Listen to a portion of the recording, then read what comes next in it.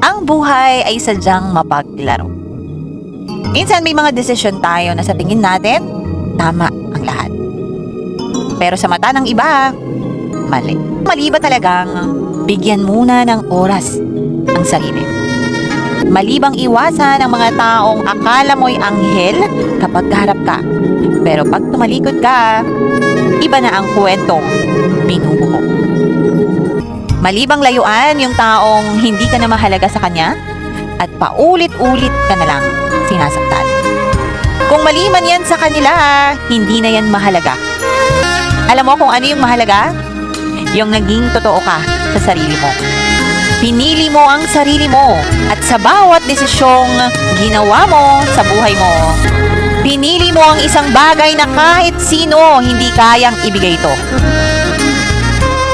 Peace of mind. Minsan hindi mo kailangan ipaliwanag ang sarili mo sa ibang tao. Hindi lahat maiintindihan ka, pero hanggat tahimik ang isip at magaan ang puso mo, tama ang pinili mo.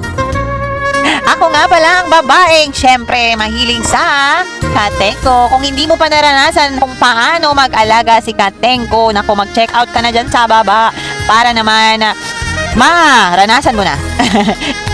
I-check out mo na to. At kung hindi ka pa naka-follow sa akin, mag-follow ka na para maging updated ka sa lahat ng chismis ko. At lagi kong pinapaalala na kung may problema ka, may problema din ako. Pati ang nanonood, kaya lahat tayo ay pantay-pantay. Kaya huwag kang masyadong ma-stress. Lahat tayo ay lumalaban sa buhay, hindi ka nag-iisa.